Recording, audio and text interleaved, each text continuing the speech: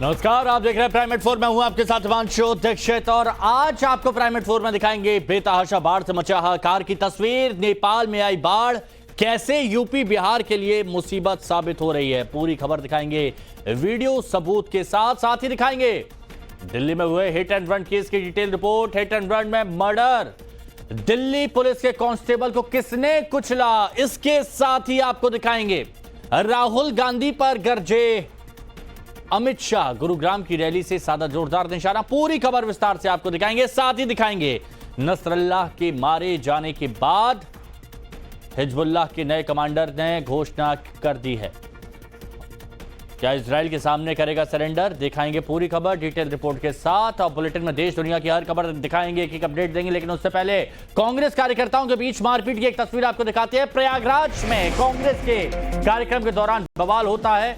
संविधान सम्मान सम्मेलन में जमकर लात घूंसे चले। कार्यक्रम के दौरान कांग्रेस नेताओं के बीच ही झड़प हो गई।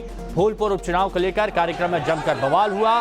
कांग्रेस अध्यक्ष अजय राय भी कार्यक्रम में मौजूद थे और कांग्रेस के प्रदेश अध्यक्ष अजय राय के सामने क्या हो रहा है जरा वो देखिए जरा।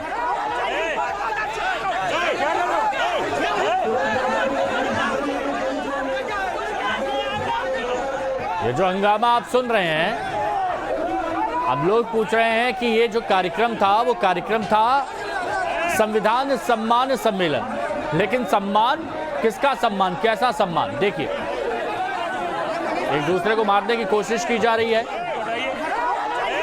सम्मान तो रखा नहीं, घमासान जरूर मच गया यूपी के प्रयागराज में, वो भी तब जब कांग्रेस के प्रदेश अध्यक्ष अजय राय यहां पर मौजूद थे। यूपी के प्रयागराज की तस्वीरें हैं। कांग्रेस के प्रदेश अध्यक्ष की मौजूदगी में यह हाथापाई, सिर्फ फुटबॉल का दौर चला। ये देखिए एक दूसरे को मारा जा रहा है। जो समर्थक यहां पर अपने नेताजी का साथ देने आए थे, नेताजी की बेइज्जती होता देख नेताजी के साथ लड़ पड़े।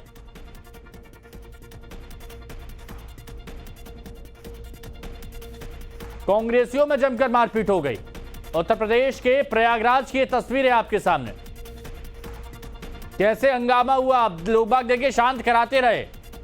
अब यहां पर देखिए कांग्रेस प्रदेश अध्यक्ष अजय राय हैं, शांत रहने के लिए कह रहे हैं। उनके साथ के कुछ लोग भी हैं।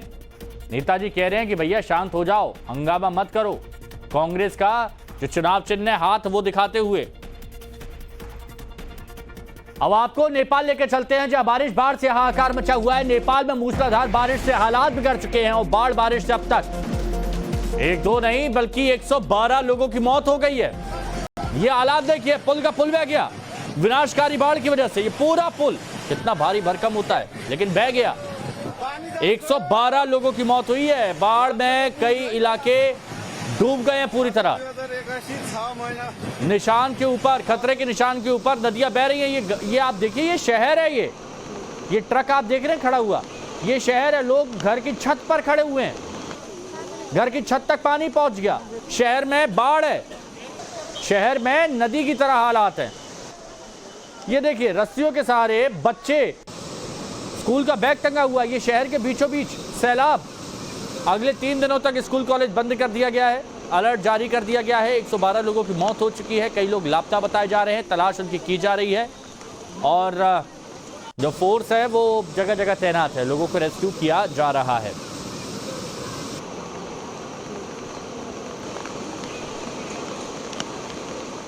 तो नेपाल में विनाशकारी बाढ़ के हालात हमने आपको दिखाया। अब देखिए यहां पर आपको कुछ तस्वीरें दिखा देते हैं कि कैसे यहां पर पुल बह गया, हालात कैसे रहे।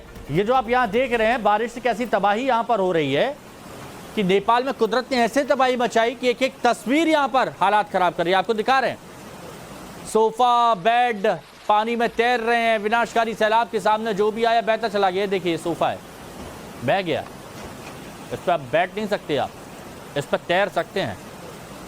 ये हालात है, गृहस्थियां उजड़ गई लोगों की। ये शहर के बीचों बीच हालात देखिए आप, ऐसे बुरे हालात यहां पर हो गए। चलिए एक और तस्वीर आपको दिखा देते हैं। और नदी खतरे के निशान से काफी ऊपर बह रही है और देखिए आप ये हालात देखिए, ये नदी जो है खतरे के निशान से ऊपर बह रही है। यहाँ पर बुरे हालात हो गए हैं।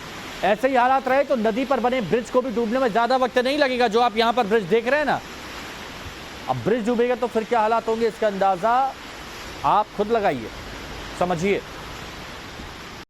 ये हालात यहां पर होगा, कितनी तेज उफान पर ये नदी बह रही है। कोहराम मचा हुआ है, लोग परेशान हो रहे हैं, पूरा नेपाल पानी पानी है। बाढ़ में फंसे लोगों को रेस्क्यू किया जा रहा है। एक बच्चे का रेस्क्यू किया है प्रशासन ने, जो सैलाब के बीच फंसा हुआ था। देखिए ये छोटा सा बच्चा, उसको अपने आगे रख के, बेचारा बच्चा वो रो रहा है। बात सुनिए जरा।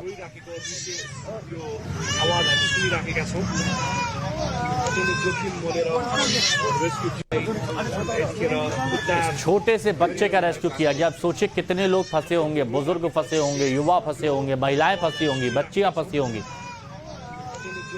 नेपाल इस वक्त बेहद परेशान है क्योंकि जोरदार बारिश के बाद बाढ़ और बाढ़ के बाद तबाही।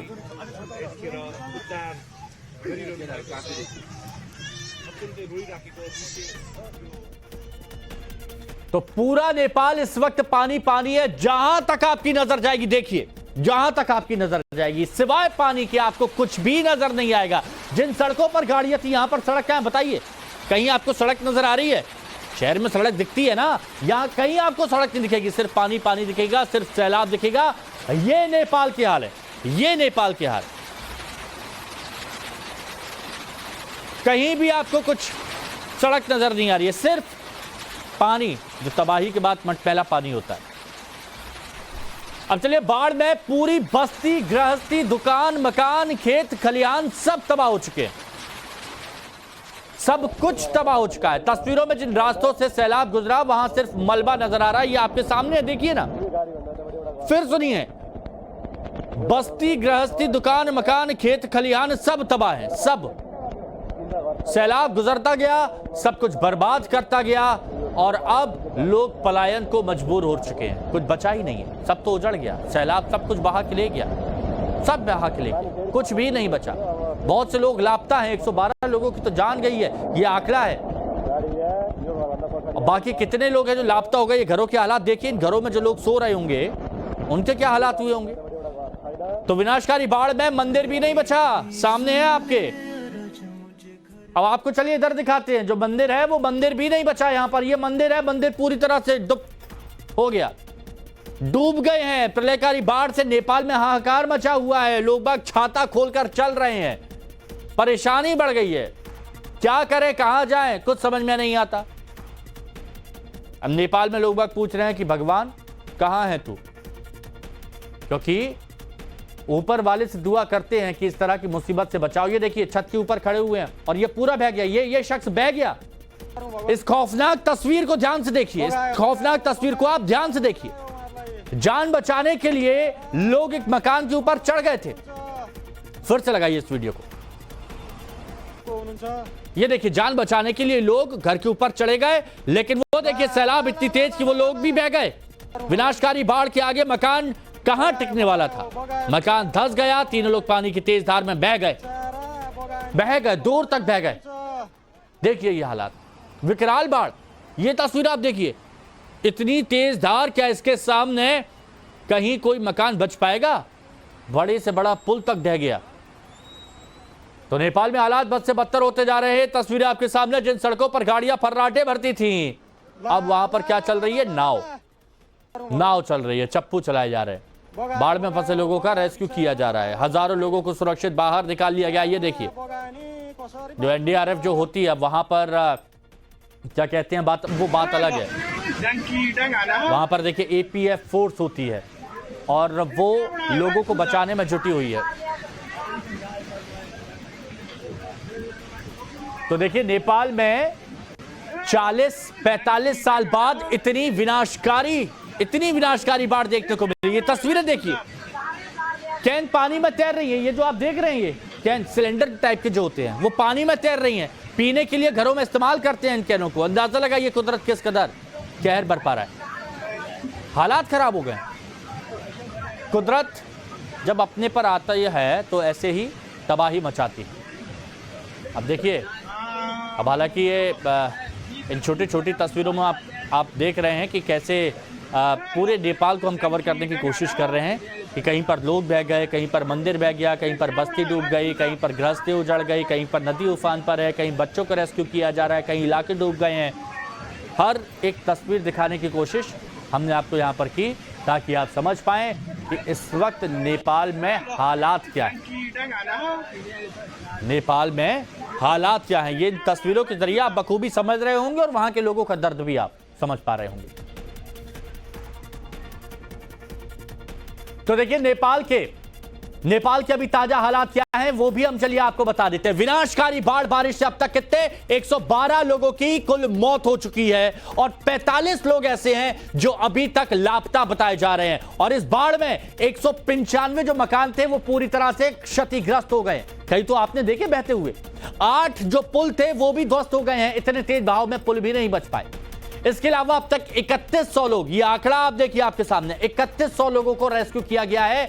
और बिगड़ते हालात को देखते हुए अगले 3 दिन तक 3 दिन स्कूल भी बंद रहेगा, कॉलेज भी बंद रहेगा, सरकारी प्रतिष्ठान भी बंद रहेंगे क्योंकि हालात ऐसे हो गए हैं। तो नेपाल से एक और बड़ी खबर आ रही है, वो भी आपको बता दें। काठमांडू में बारिश के बाद भयंकर लैंडस्लाइड हुई और मलबे में कई गाड़ियां दबी हैं, कई बसें बह गई हैं। ये तस्वीरें अब आप देखिए छोटी छोटी गाड़ी तो आप सोच ही लीजिए, छोटी गाड़ी तो चल ही नहीं सकती। आपने इतनी देर में एक कार नहीं देखी होगी आपने, लेकिन ये बसें हैं, बसें दिखा रहे हैं कि बसों के हालात क्या हो गए। मलबे में दब गई, सड़क पर मलबा ही मलबा है, कई गाड़ियां मलबे में बह गई हैं। प्रशासन ने अलर्ट जारी किया है, ये कुछ बची हुई बसें हैं, बाकी तो बह गई हैं। मलबा कितना आ गया ऊपर से, ये आप देखिए। ये नेपाल के काठमांडू की तस्वीर। बहुत से लोग जाते हैं घूमने के लिए काठमांडू, लेकिन अभी काठमांडू बेहद खतरनाक है, अभी पूरा नेपाल ही खतरनाक है। प्राकृतिक आपदा,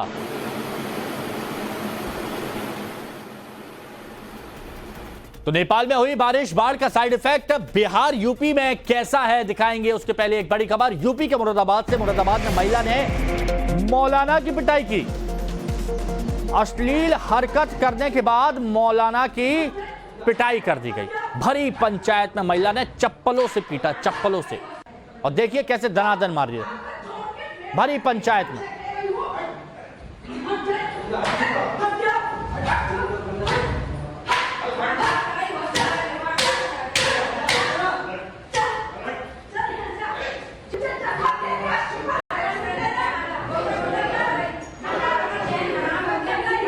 देखिए मामला इधर ये बताया जा रहा है कि इस मौलाना ने झाड़ फूक के नाम पर, ये जो चप्पल से इस मौलाना की धुनाई कर रही है ना, इसकी बच्ची के साथ अश्लील हरकतें करी थी। इसकी बच्ची के साथ छेड़खानी करी और जब बच्ची के साथ एक मौलाना ने छेड़खानी करी तो मां के गुस्से का बांध टूट गया और फिर मां ने चप्पल उठाई और मौलाना को पीट दिया, कूट दिया।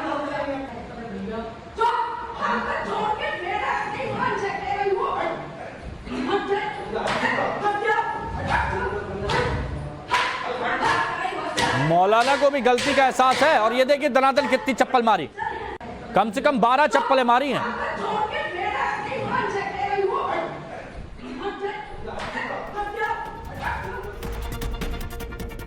तो नेपाल के बारिश बाढ़ का असर नेपाल में दिख रहा है, बिहार में भी इसका असर दिखाई दिया। बिहार के करीब 12 जिले बाढ़ से त्रस्त हैं। प्रदेश में 15 जिलों में बारिश का अलर्ट है।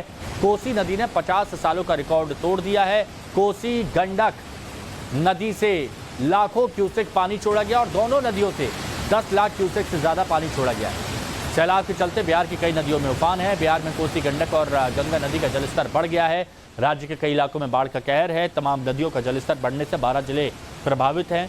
कोसी नदी के जलस्तर में बढ़ोतरी के चलते उत्तर बिहार और सीमांचल भी जलमग्न हो गया। करीब 15 जिलों को प्रशासन ने अलर्ट पर इस वक्त रखा हुआ है। हमारे सहयोगी साकेत कुमार की ग्राउंड रिपोर्ट आपको दिखाते हैं। कोसी इलाके में बाढ़ की त्रासदी किस कदर है वो तस्वीर आपको हम दिखाते हैं। सुपौल जिले में अभी हम मौजूद हैं और जिस तरह से नेपाल से पानी छोड़ा गया है, 6.5 लाख क्यूसेक से अधिक पानी का डिस्चार्ज हुआ है नेपाल के तरफ से। तो ऐसे में जो इलाके हैं पूरे सुपौल जिला हो या फिर और भी जो जिले हैं जो कोसी नदी के किनारे हैं उन इलाकों में इसी तरह की स्थिति है। आप देखिए लोग किसी तरह से नाव के सहारे अपना घर बार छोड़कर यहाँ पहुंच रहे हैं। जो ऊंची जगह है वहां तक पहुंचने की कोशिश में लोग हैं। और देखिए यहाँ पर बर्तन है, घर का जो सामान है वो सामान लेकर लोग घरों से निकले हैं। आप लोग अब 5 तस्वीरों के जरिए बिहार में बाढ़ के हालात को समझिए। नेपाल की ओर से लगातार बिहार की ओर पानी छोड़ा जा रहा है। कोसी और गंडक बैराज से 10 लाख क्यूसेक से ज्यादा पानी रिलीज किया जा चुका है। बांध ओवरफ्लो है, कई नदियां उफान पर हैं, जिसके चलते राज्य के कई जिलों में बाढ़ के हालात बने हुए हैं। कोसी बैराज पर पानी का दबाव इतना है कि वो ओवरफ्लो हो रहा है। बैराज से गाड़ियों के निकलने पर 3 दिन के लिए रोक लगा दी गई है। बारिश और बाढ़ के चलते गोपालगंज में हालात बेहद खराब है। गोपालगंज के सदर अस्पताल में इमरजेंसी समेत तमाम वार्ड में पानी भरा हुआ है। अररिया जिले में कई नदियां उफान पर हैं, जिससे दर्जनों गांव सैलाब की चपेट में आ चुके हैं। सड़कों पर 4 फीट तक पानी बह रहा है। सीतामढ़ी में भी बाढ़ से हालात खराब हैं। और बिहार के बगहा में भी बाढ़ से हालात खराब हो गए। बगहा शहर के कई इलाकों में बाढ़ का पानी घुस गया है। बगहा के कई निचले इलाके बाढ़ में डूबे हैं। प्रभावित इलाकों का स्थानीय विधायक ने जायजा लिया है। ये हालात हो गए, बताइए इसमें क्या लोग रह रहे होंगे। वैसे भी कच्चे मकान, टप्पर वाले, छप्पर वाले, और उसके बाद पानी उनमें भर गया। बंद हो जाता है उसी घर में। तो वहीं नेपाल में बारिश से बिहार की त्रस्त जनता परेशान है। इसका असर यूपी तक पहुंच गया। और इसी से जुड़ी एक बड़ी खबर आपको बताते हैं। नारायणी नदी के बढ़ते जलस्तर से कुशीनगर में बाढ़ आ गई है। कुशीनगर के दर्जनों गांव बाढ़ के चलते प्रभावित हैं। और बाढ़ के चलते लोगों के सामने खाने पीने का संकट आ गया। ये देखिए भैंस को, वो बोलते हैं ना गई भैंस पानी में, लेकिन यहां तो भैंस हर जगह पानी से ही घिरी हुई है। चारा तक खाने के लाले जानवरों के भी पड़ गए हैं। सोचिए तो अब लोगों का क्या होगा, इंसानों का क्या होगा। बिजली कटौती के चलते अंधेरे में रहने को मजबूर हैं लोग।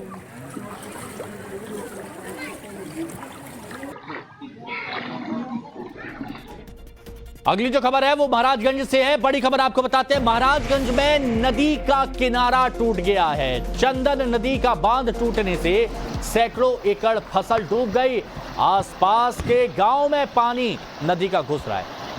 नदी का बहाव रोकने में गांव वाले जुटे हुए हैं और प्रधान तेज बहाव की वजह से नहीं रुक पा रही है, पानी नहीं रुक पा रहा है। बीते 48 घंटे से लगातार बारिश हो रही है। नेपाल की नदियां उफान पर आने से हालात बिगड़ गए हैं। अब ये इतना तेज बहाव कैसे गांव वाले रोकेंगे, सोचिए। लोग दौड़ रहे हैं, भाग रहे हैं कि कहीं पुल ना बह जाए। ये डर है। पुल खाली करने के लिए लोग बाग यहां पर भाग रहे हैं। और बाकी जो तटबंध थे वो टूट गए हैं।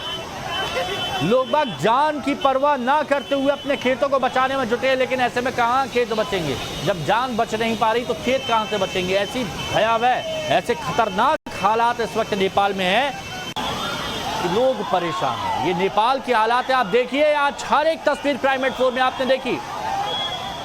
आधी सदी बाद ऐसी आफत आई है और नेपाल के लोग कह रहे हैं कि हमने तो आज तक ऐसा नहीं देखा हाल जो आज देख रहे हैं। एक भूकंप देखा था नेपाल में, जब नेपाल को तहस नहस कर दिया था। और अब यहां पर देखिए, वहां पर आपको बच्चे नजर आ रहे हैं। ये देखिए बच्चों को कैसे लोगों को रेस्क्यू किया जा रहा है। ये देखिए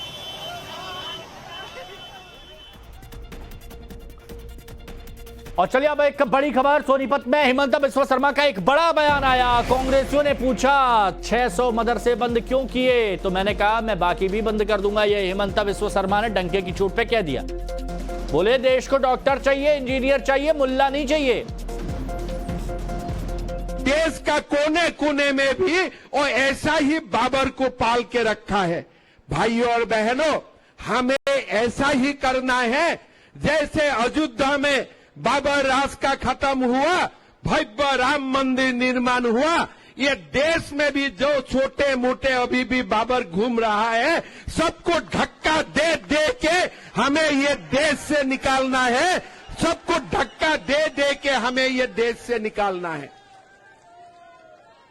हमारे असम में आए थे राहुल गांधी, मुझको पूछते हैं कि आपने 700 मदरसा बंद कर दिया, आगे आपका क्या इरादा है।